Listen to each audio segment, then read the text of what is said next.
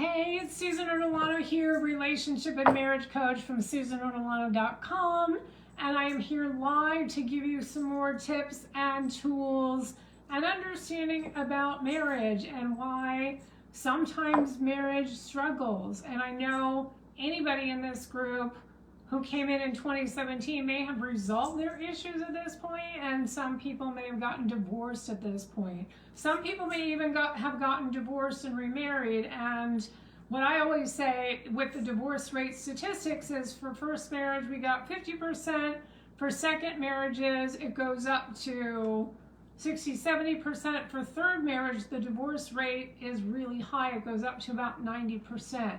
So if you have been in this group, regardless of where you are in your marriage, if things are going well, great. These are tips and tools that can help you. If you have gotten a divorce and you signed up for this group when I opened it up in 2017 and you haven't gotten remarried yet, you still need to learn about marriage, because whatever has happened in your past may be a pattern.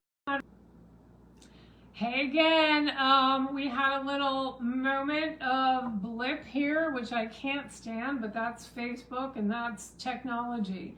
So what I wanted to talk about today, for wherever you are in your marriage situation, or even if you're divorced, anything I share here is going to be pertinent to you or relevant for you, because if you're divorced, you may want to get married again. You may be out there dating again, and any kind of relationship tips or tools can be very valuable for you. So today's topic I called Mirror Mirror, and the reason I call it that is because of what marriage has to offer. And I say that because it has to offer so many things, but in the Mirror Mirror case, what it offers is an opportunity to be reflected, to have things that still live inside of you be reflected back to you.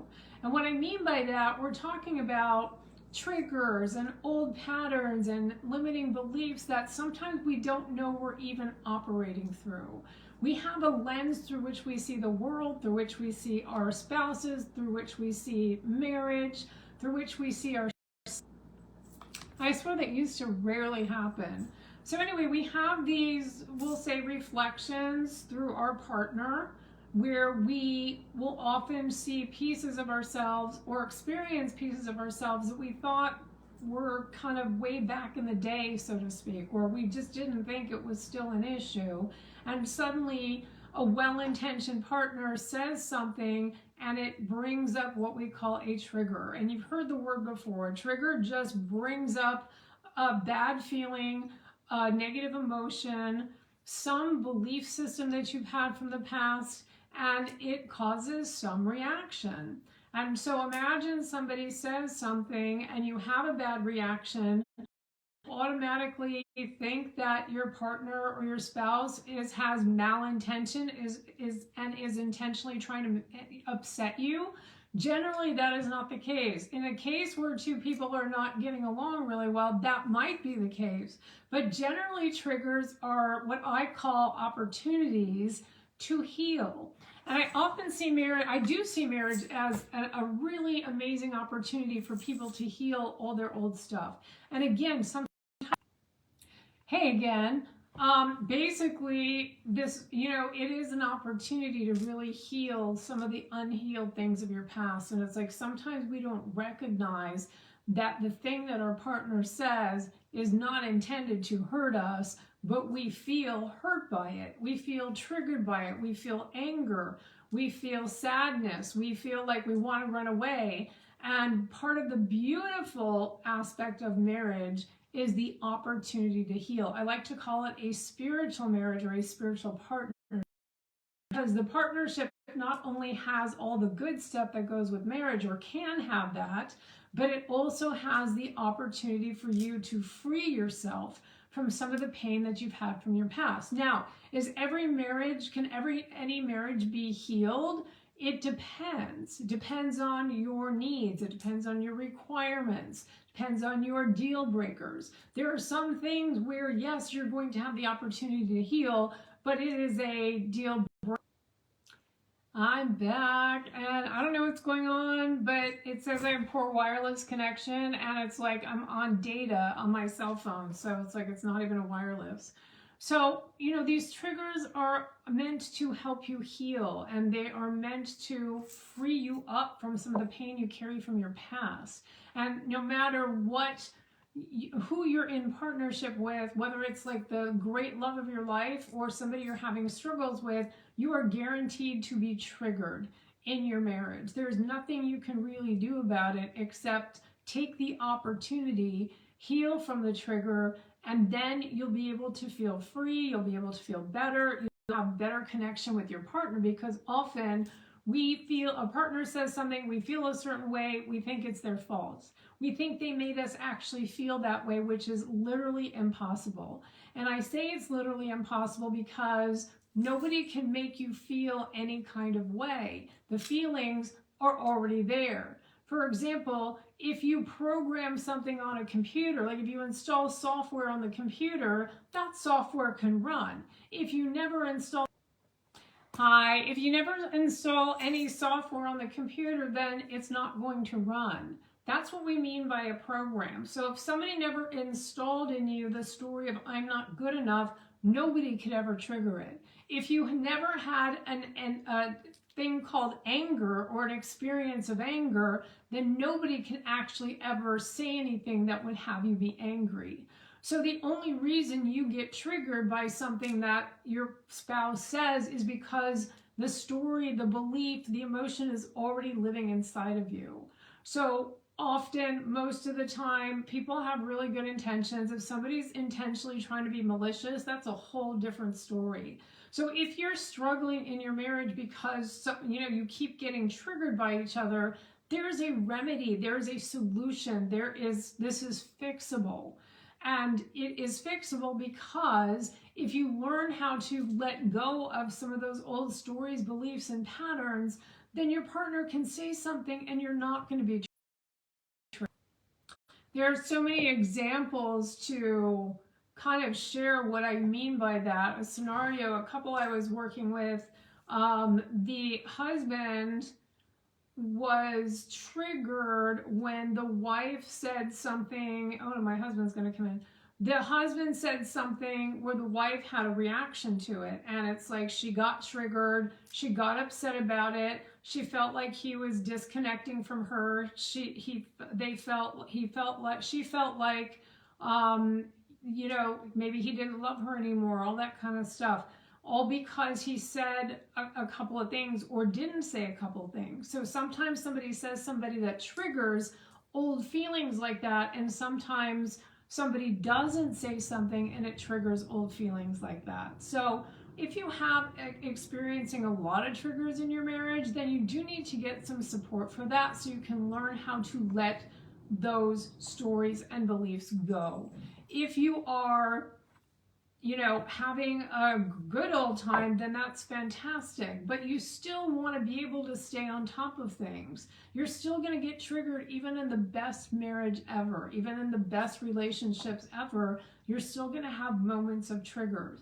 So again, if you're in a really good situation, then somebody's going to say something, you might get triggered, but they don't mean anything by it.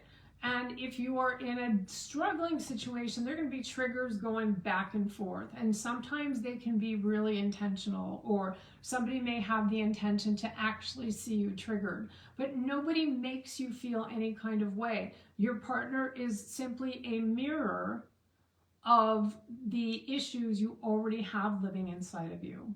And this is part of the beauty of marriage, where it's like you get the opportunity to heal. And it's also can be a little painful unless you have somebody supporting you who knows how to explain it, who knows how to help you navigate it. And unless you have the tools and techniques you need to get through it, it can absolutely look like the marriage is falling apart. It can absolutely look like, oh my gosh, we really shouldn't even be together because we keep triggering each other and it keeps blowing up into conflict. part of it is because when we get triggered, we don't always know how to respond. We tend to lash out at our partner, and that doesn't do any good because it breaks out into a good old, conflict, a big argument. And then that's going to kill trust, that's going to kill respect, that's going to kill intimacy, and it's going to kill all the good stuff that you may have going on in your marriage. But if you are really wanting to learn how to navigate this because you're recognizing that this happens in your marriage all the time, then there are ways to be able to move beyond it and be able to look at it as an opportunity rather than something that's going wrong in the marriage. So again, it's like if you're carrying all these stories and all these beliefs, it isn't pleasant. It doesn't feel good. Sometimes you don't even know how big the bag of rocks you're carrying actually is. But if you know how to clear out those rocks, then your spouse can say something to you and you're not going to get triggered at all. Or if you do get triggered and you learn the tools and techniques you need, you're going to be able to free yourself from that upset very, very, very quickly. So I always encourage people to take the opportunity to see the marriage as an opportunity to grow, an opportunity to heal, and the necessity to learn how to do that effectively. Otherwise, what happens is this one gets triggered, this one gets triggered, this one's get triggered, and you don't realize this is a mirror simply reflecting back how you actually feel about yourself. And so imagine like your parent said to you when you were 6, 7 years old, you're never going to amount to anything, you're stupid, you're this, you're that, to really mean that you're just a dumb person. And then your partner says something and suddenly, unbeknownst to them, you start to feel like, wait a second, does my wife or husband think I'm stupid? Gosh, I feel really stupid right now. I feel really dumb right now. Well, where did those feelings originate? They originated because when you were young, they got installed like a software program, the idea, the story that you are dumb and stupid. It isn't about what your partner said, unless they directly called you stupid. It isn't about what your partner said. It's about what you carry inside that got triggered the minute your partner said something that was probably benign. So where you want to go with this is to recognize what the triggers are before you react to them.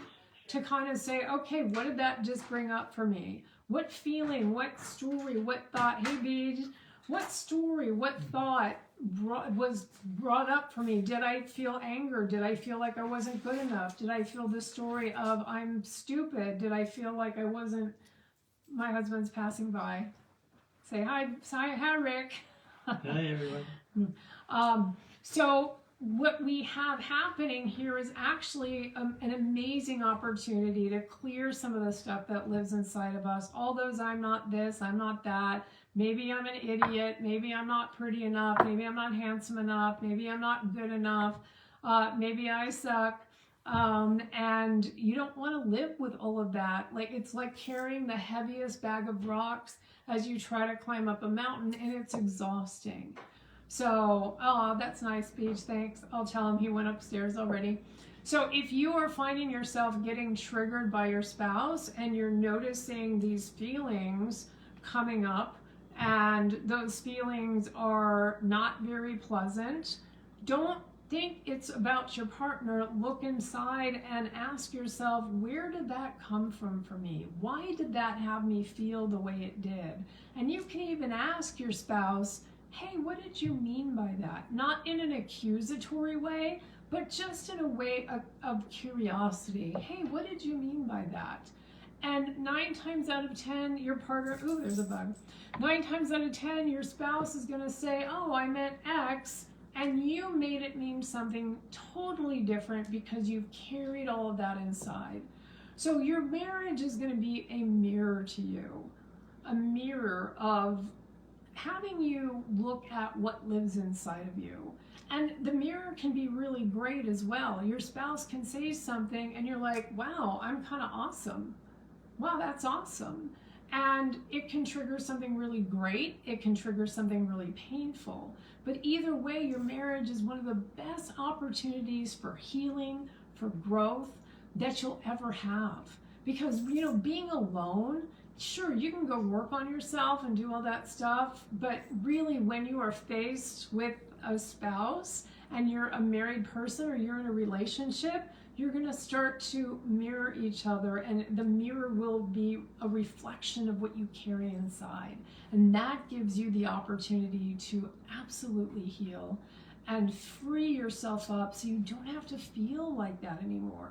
We have layers and layers and layers of anger, of upset, of sadness, of stories of who you're not, who you should be, what you should be doing. I'm not good enough. I'm not smart enough. I'm not this enough. Oh, I'm too much. And I'm high maintenance, women, ladies, I'm high maintenance, or whatever it is, whatever is living inside of you. The most common story is generally, I'm not good enough and I'm not important enough. And a lot of times with women, a man can say something or do something or not say something, and she automatically goes to, oh my gosh, I'm not important enough. I don't feel like I matter. I don't feel like I'm being considered here. I don't feel like I'm a priority. And that is a story. And that is a story that you can absolutely heal. It's just a matter of finding the right mentor, the right tools, the right techniques in order to heal that.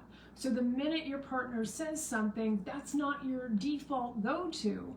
Your default go-to is either curiosity, if it's still sort of lingering in there, or your default go-to might be, okay, like it doesn't even come up for you because you've absolutely deleted the software that's living inside.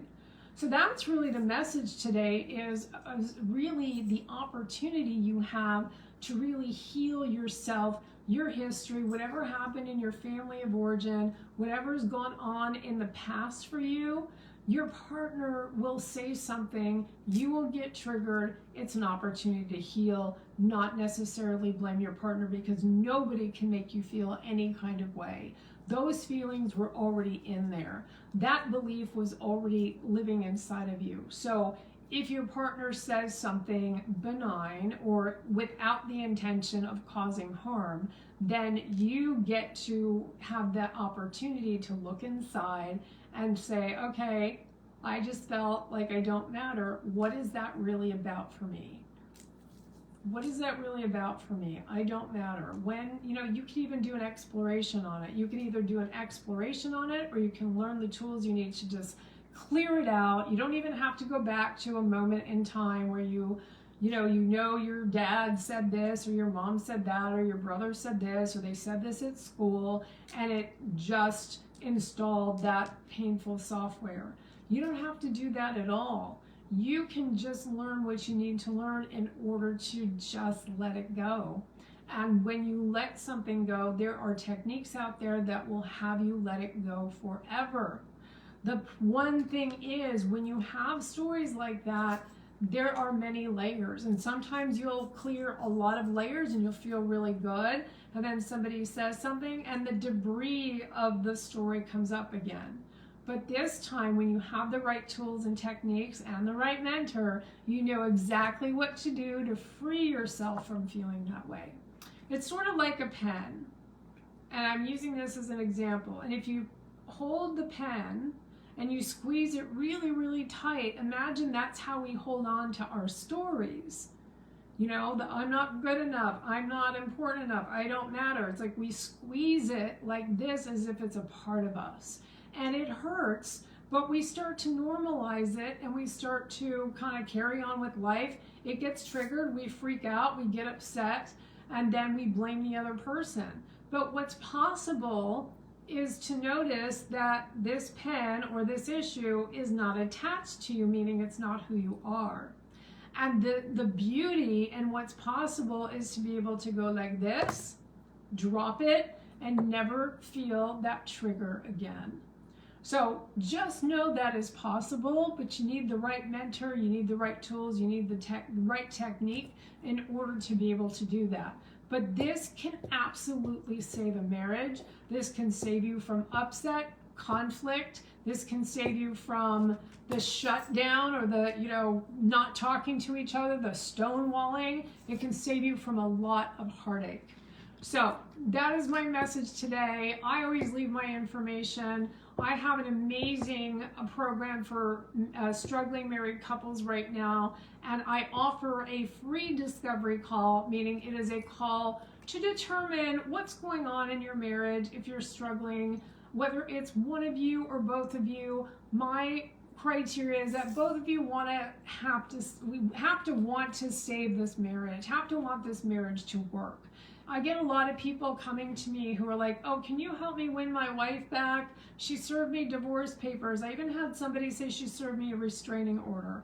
Generally, once somebody serves you divorce papers, the chance of reconciliation is really, really slim. And so generally, I work with people who still feel like there's a shot. They still want to work through things. And even if it's one person coming in rather than the couple, things can happen that affect the other person, and the marriage can be saved. It can grow. It can be up-leveled. It can be better than it ever was. So I offer these discovery calls for people who are super committed to getting their marriage back on track, who are really coachable.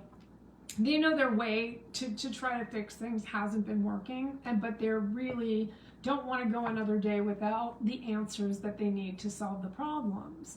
And they're also super resourceful. It's like doing this kind of work, working on your marriage takes time. It takes an investment. And it takes really getting resourceful with things. We all have challenges. You may have kids that you're still raising. You may have long hours that you work at a job, or you may be exhausted from the job that you have. You may be coming in to, with a lot of anger where it's just really hard to even be in the same room. I talked to a gentleman the other day whose wife was still in the guest room. And he just was like, he said he would do anything to get his family back or to get his wife back in the bedroom with him. It's very, very sad when you see families split apart. And so my mission is to help couples who want to stay together learn what they need to do so. And so that's why I offer the discovery call, but it is for people where both parties have an interest in making the marriage better or saving the marriage if it's on the brink of divorce. So I will leave my information a little bit later. You can always go to susanortolano.com, check out the work that I do, and you can schedule a discovery call from there. But I always like to leave my information so you can go directly to the page. So BJ, thank you for tuning in live, and anybody on replay, #replay, so I know that you've heard the message. I always keep these messages in the featured area, so if you come into this group and you see that there are a few Facebook Lives in there, you can always go through and listen back to them because they are recorded, and I put them in the featured section. So anyway, thank you for putting up with the poor connection or the thing going in and out. That's just technology for you. Hope you have a beautiful weekend with the amazing marriage that you can have. Have a nice, what is it? What do we got? A Libra sun and a Leo moon today. Take care. Bye-bye.